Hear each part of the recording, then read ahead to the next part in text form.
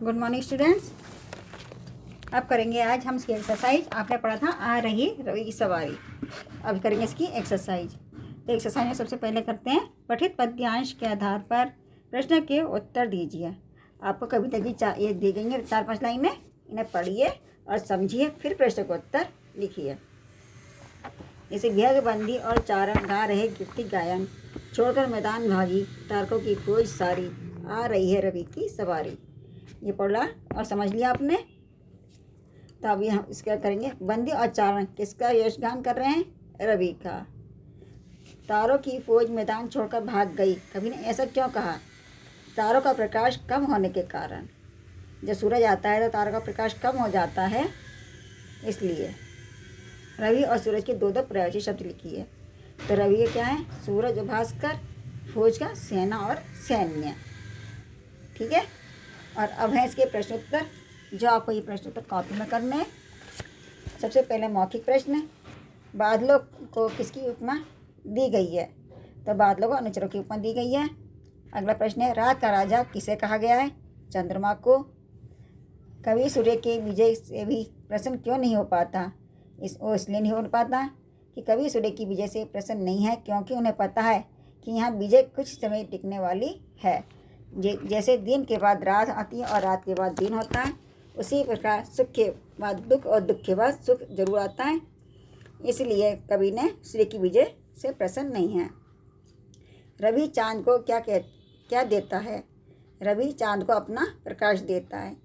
अगला अब है लिखित प्रश्न, तुम्हें पक्षियों को चहचाना कैसा लगता है? कवि ने पक्षियों को किसके समान बताया है? तो उत्तर है हमें पक्षियों को चहचाना बहुत अच्छा लगता है। कवि ने पक्षियों को बंदी और चारण के समान बताया है, जो अपने राजा का गुणगान करते हैं।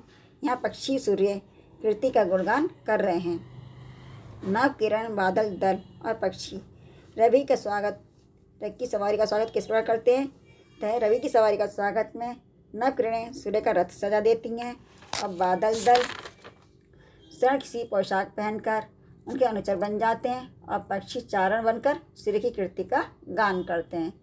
फिर सूर्य के उदय होने पर इनमें क्या क्या परिवर्तन दिखाई देता है?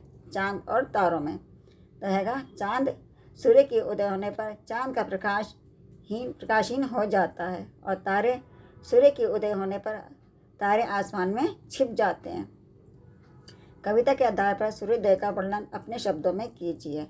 सूर्योदय हो जाने पर चारों ओर रोशनी होती है, आसमान सुनहरा दिखने लगता है, पक्षियों की चहचहाट सुनाई देती है। सूर्योदय के बाद कलियां और फूल खिलते हैं। ठीक है, ये तो थे इसके प्रश्नोत्तर। अब करनी है इसकी एक्सरसाइज। अब है सबसे पहले सही विकल्प, सूर्य किसके रथ पर सवार होता है? तो इसका सही उत्तर है नव किरण के। कीर्ति गायन कौन कर रहे हैं? विहग। अब दूसरे के दुख और सुख में को समझना सच्ची मानवता है। इस विषय में ये प्रश्न आपको खुद करना है। आप करिए मिलान। इस तरह से नव किरण का मिलान हुआ है रथ से, उसी तरह से बादल का अनुचर से, विहग का चारण, तारे सैनिक, चांद रात का राजा। अब नीचे आपको कुछ शब्द दिए गए हैं, तो उनके इसमें से आपको प्रयोज्य शब्द छांट के लिखने हैं। जैसे तारक के गए नक्षत्र सितारा तारा, सूर्य का प्रभाकर रवि दिनकर, सेवक का नौकर सेवादार अनुचर, और बादल का मेघ जलधर घन। असमान तुक वाले शब्द सोच कर लिखिए। जैसे गाय का नायक लायक, इसी तरह से सवारी धारी सारी, बंदी का नंदी चांदी, और ठिठकता का भड़कता छिड़कता। यह बच्चा आप अपनी तरफ से ही दूसरे बना के लिख सकते हो, जिस तरह बनकर चलकर भरकर। अब एक तत्सम शब्द लिखिए। यह सूरज का रवि है तो फूल का पुष्प, जीत का विजय, रास्ता का पथ भी होता है, राह भी होता है। रेखांकित शब्दों के वचन बदलकर वाक्य पुनर्लिखे, यानी जो वाक्य एक वचन में दो बहुवचन में और जो बहुवचन में उनको एक वचन में लिखना है। घर में पानी नहीं है, तो उसका बनाया घरों में पानी नहीं है। लड़के ने ताली बजाई, लड़कों ने तालियां बजाईं। कमरे में दरी बिछा दो, कमरे में दरियां बिछा दो। बगीचे में फूल खिला है, बगीचों में फूल खिले हैं। ठीक है, सही सुनकर अब निशान लगाइए। चंद्रमा का पर्यायवाची शब्द नहीं है। कौन सा नहीं है? दृश्य। बादल का पर्यायवाची जलज नहीं है। और चारण का प्रशंसक गीत का अर्थ है प्रशंसक गीत गाने वाला। ठीक, ये तो हो गए आपके पार्ट 6 के एक्सरसाइज भी पूरी हो गई।